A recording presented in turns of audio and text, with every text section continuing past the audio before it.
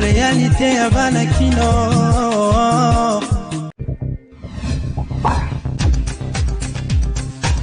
Lelo ezalaki troisième jour ya deuil pour rendre hommage mérité na premier ministre ya mboka na biso Patrice Emery Lumumba oyo azalaki assassiné na 1961 na tongo ba relique na ye kendaki na résidence familiale ndenge ezalaki prévu. Par après cortège se dirigeaki vers palais de la nation et sika asalaki discours historique na ye ya indépendance le 30 juin 1960. Na présence ya président de la République Félix Antoine Tshisekedi, na première dame Mama Denise Nyakero, ba délégation oyo erutaki na bamboka ya ndenge na ndenge, batiaki ba georges de fleurs na bango pona honorer moko ya ba père ya indépendance ya ba pays ya Afrique. Président de la République pe na première dame bango pe bayaki ko déposer fleurs na bango pona ko se recueillir liboso ya ba relique ya premier ministre ya mboka na biso Patrice Emery Lumumba. La même occasion, ba projetaki na kati ya salle au Patrice Emery Lumumba asalaki discours historique na ye jour ya indépendance na 1960 le 30 juin. Na souka président de la République ayebaki na ko admettre na ordre national héros nationaux Kabila Lumumba ba compagnon de lutte ya Patrice Emery Lumumba, Joseph Okito na Paul Maurice. Désormais, polémique et sili, pour bango pe bazu reconnaissance à toute une nation. Bref, cérémonie, mais plein de significations, la mémoire collective. Malamoko cortège, oemema ki ba relique ya Patrice Emery Lumumba, ezwaki direction à primature, et sika oyo abazaki kosala musala na ye. Mokolo ya lobi le 30 juin, nde bakokunda ye na échangeur na limité, et sika basaleli ye mausolée. Mokolo ya lobi na pokwa, porte ya cité de l'Union africaine efungwami, Vital Kamerhe akoti, ancien directeur ya cabinet ya président de la République, après avoir kozala quitté na procès ya 100 jours, Vital Kamerhe aye kokutana na partenaire politique na ye.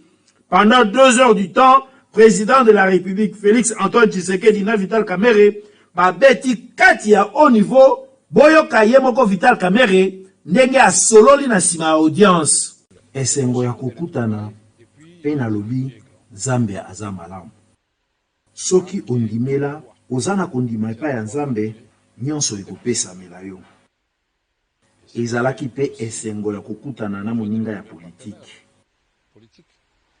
Ata makambo oyo okutani nango eza makambo wana ifo ezala na se ya oyo yo kolingi kosala mpona mboka pe na bandeko na yo.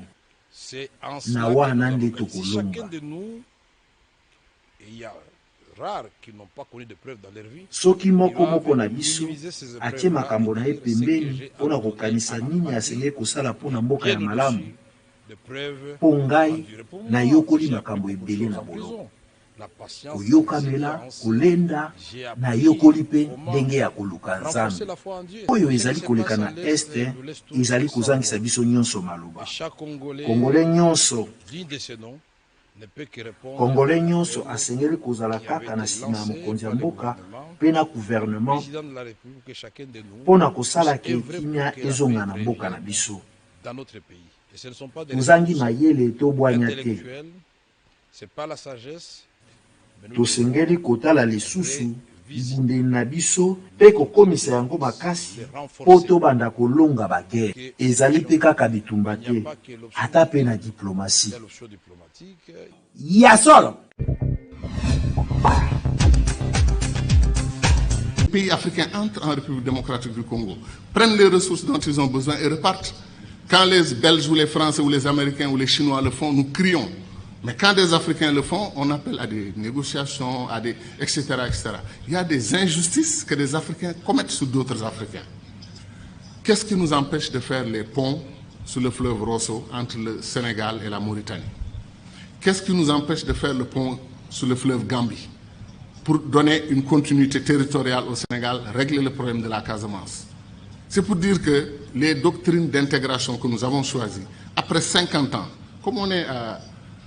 C'est le jour de l'anniversaire, on dit notre bonheur pour ce qui a été fait, mais disons aussi notre préoccupation pour ce qui n'a pas été fait. Kourouma, depuis 1958, dit que le barrage de Dinga au Congo peut donner de l'électricité à toute l'Afrique, régler le problème de l'énergie. L'Afrique pourra même exporter de l'énergie. On n'a pas commencé 1 centimètre du barrage de Dinga. On nous dit que le barrage de Swapiti en Guinée peut donner de l'énergie à toute l'Afrique de l'Ouest. Où en est le projet? C'est-à-dire des choses simples qu'on pouvait faire et qu'on n'arrive pas encore à faire. Pour aller en Afrique centrale, moi, je fais 4 jours. 1 jour de voyage, 1 ou 2 jours pour régler les affaires que je veux faire là-bas. Après, c'est la bataille pour le retour. La dernière fois, je suis allé à Douala. Air Sénégal a annulé son vol. Je suis resté 6 heures à l'aéroport. Et après, on m'a dit 2 avions et on dit qu'on a une compagnie aérienne. 2 avions ou 2 avions et demi, parce qu'après, on a un petit dash qui tourne les hélices, etc. Qu'est-ce qui nous empêche de mutualiser? Air Afrique a été une très belle expérience panafricaine. Depuis qu'on l'a perdu, il n'y a rien. Comme disait l'autre, on fait de la compétition ruineuse entre nous. Un pays africain accepte, refuse de prendre votre offre pour exploiter son pétrole, votre offre de 10%, il refuse. Vous traversez la frontière, un autre pays africain vous ouvre les bras, venez prendre. Pourquoi nous faisons des choses comme ça? Donc ce que nous disons, ce n'est pas de la théorie. Contrairement au sentiment de certains amis dans la salle qui ont pensé que nous, on voulait faire un saut, un puissant saut vers le passé. Non, on veut faire un saut vers l'avenir. On veut accélérer l'histoire de ce continent parce qu'on peut le faire. Tout est à volonté d'homme, c'est les hommes. L'avenir du monde se joue chez nous. On semble être les derniers à en être conscients. L'or, le diamant, le pétrole, chaque jour que Dieu fait, un pays africain se découvre pays pétrolier. Il y a des pays comme le Mozambique vers la Tanzanie, on découvre qu'ils ont des réserves d'or et des réserves de pétrole et de gaz supérieures aux réserves du Koweït. Vous vous rendez compte? L'Afrique est un don de Dieu. Est-ce que les Africains en sont conscients? C'est ça la question. Merci.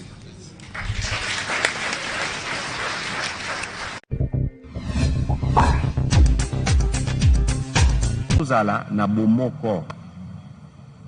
Ozomona. Il faut tozala na bomoko. Bomoko elakisi nini? Ozala muluba mukongo mungala muswahili. Beto na beto. Ndenge wera sona embaka. Donc lelo nazo beta seke makasi.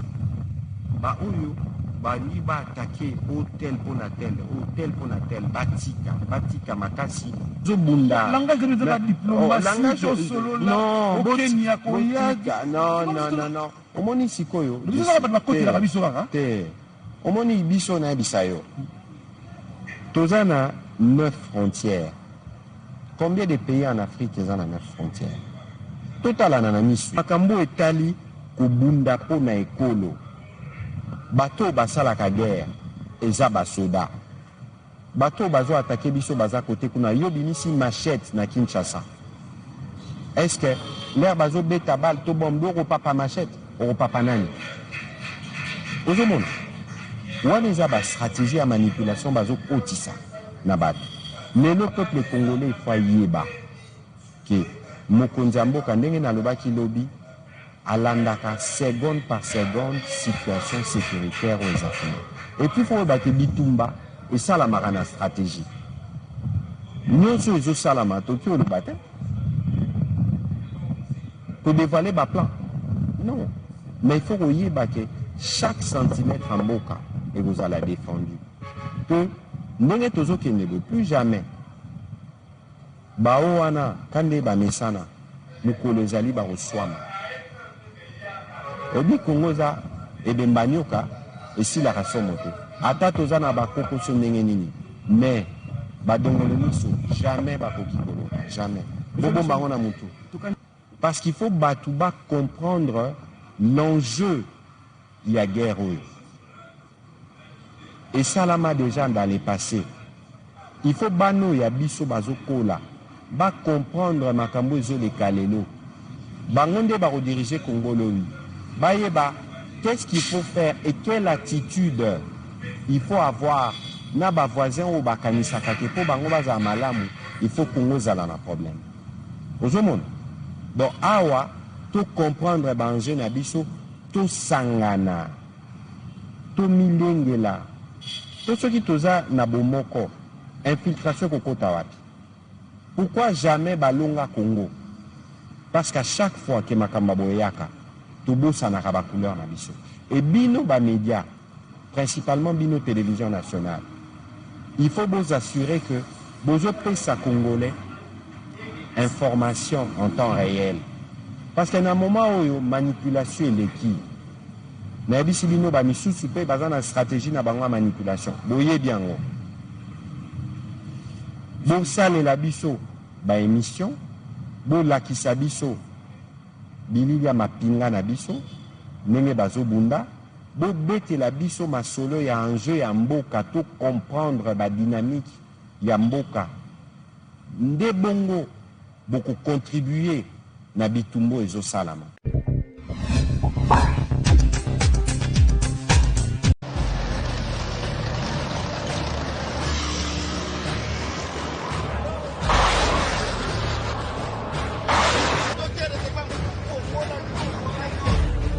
Nous, les forces armées, nous avons choisi l'armée pour vous. Nous avons laissé nos familles loin pour vous. Nous sommes blessés pour vous. Nous mourrons pour vous. Nos vies sont vendues pour vous. Nos enfants ont changé de statut. Les orphelins, nos femmes, le veuve. Pour vous, pour toi, Congolais. Au retour, le respect, l'encouragement, le soutien. Rien d'autre. Accompagnons-nous. Nous mourrons pour vous.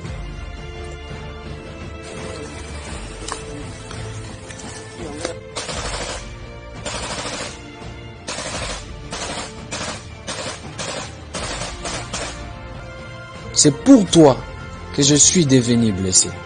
C'est pour toi que je laissais ma famille. C'est pour toi que j'ai choisi le sacrifice suprême. C'est pour toi que je passe nuit dehors. C'est pour toi que je ne ferme pas l'œil. C'est pour toi que je suis sentinelle du Congo. Du respect. Du respect et de l'honneur. C'est pour le Congo que nous mourons. Grâce à nous, le Congo est là. Le respect et l'honneur. Vive FARDC. Vive la République démocratique du Congo. Vive notre population.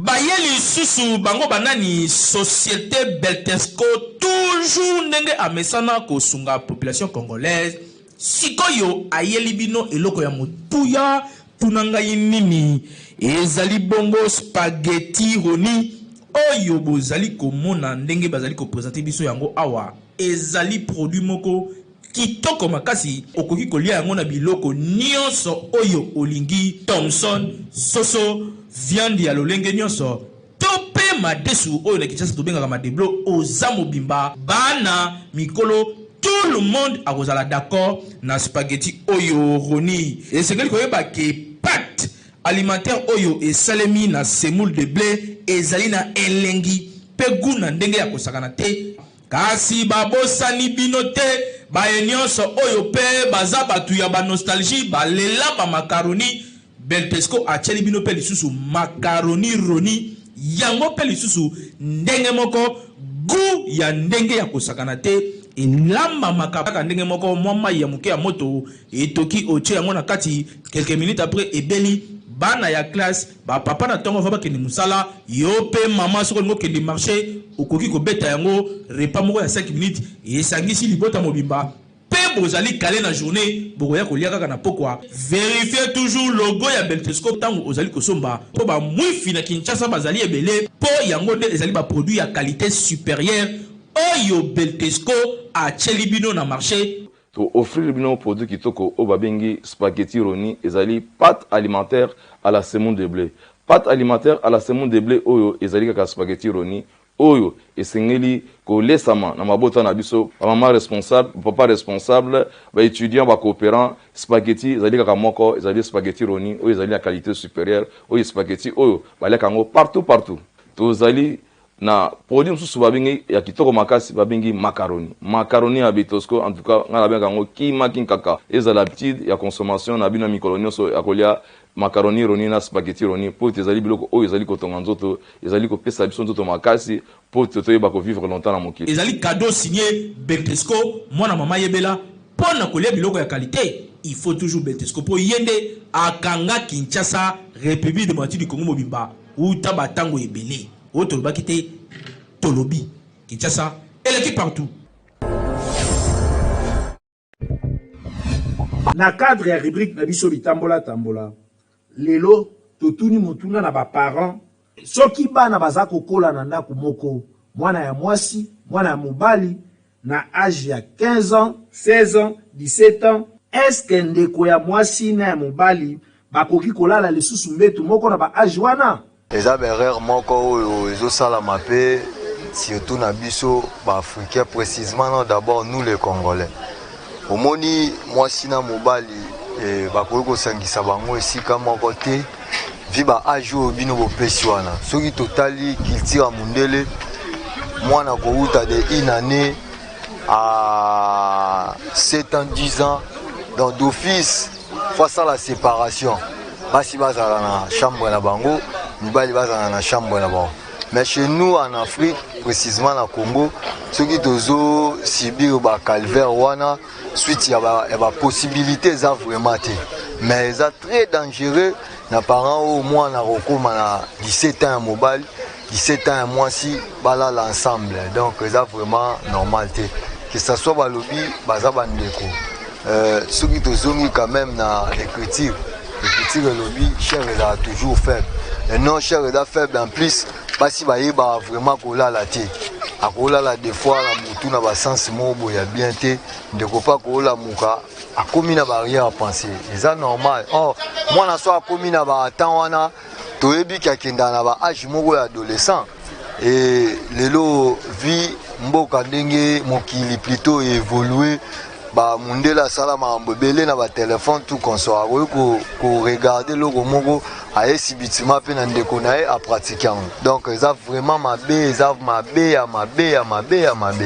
mabe makasi âge ya 17 ans okoki kolala bisika moko te yaya na leki mwasi na mobali yaya ya mwasi na ya mobali bakoki kolala bisika moko te po baza na séparation bana basi mopandi na bango bamibali mopandi na bango ou mwana mwasi soki aza ye moko fo azala mopandi na ye bana mibali mpe mopandi na ye tant que déjà akomi na âge wana akoki koluka atuta loboko po déjà âge ya 17 ans 18 ans akomi dala na posa ya mwasi akoki kolinga te lobi nango yango ezalaka o bana na bana balingani yo atutaki ngai yo asimbaki ngai eza mabe makasi eloko to invitaka yango wana ntango alobi kende asimbaki ye na âge ya 17 à 18 ans ekosenga kende asala posa na ye akobosana ke wana aza ndeko na ye eza malamu te po ezokoze ba problème ebele na ba famille ya des fois komona o ndeko na ndeko baboti po bazosangisa bango mais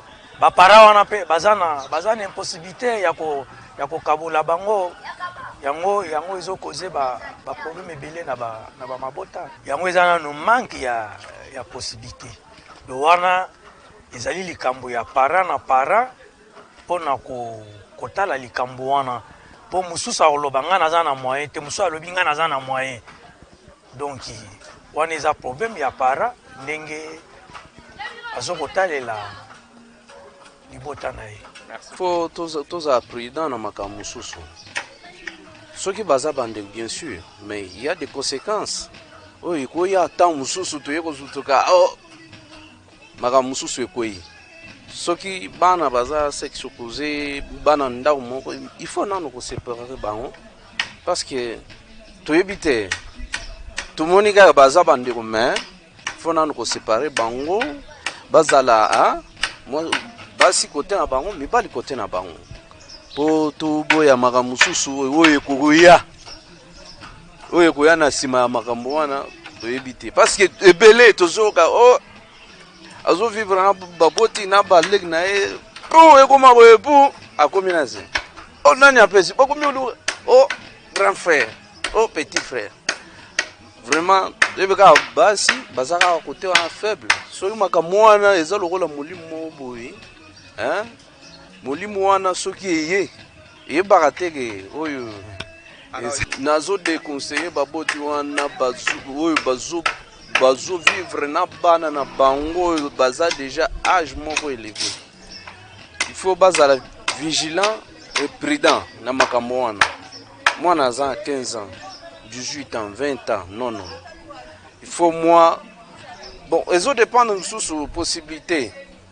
Il y a mon boti, ceux qui ont possibilité, mais à ta possibilité mais en tant que parent il faut que luka moyen nini ya ko batela ndaku nayo ko batela famille nayo ko tia mutu na mutu esika na ye ne faut pas te parce que aux en possibilité bazaka place moko mais soki makamoye ko ke balobaka santé n'a pas de prix biso tolobi pe éducation pe eza na prix te ba parents ba sengeli ko veiller na likambo oyo makasi pour développement ya bana bakoma kana baposa ebele pour prévenir pour sengeli ka ko kabola bango mais ce qui moyen ezali te parents au sengeli ko surveiller bango à tout moment tangu balali sinon baka ya inceste na ba famille ekokota soni était à bino hein.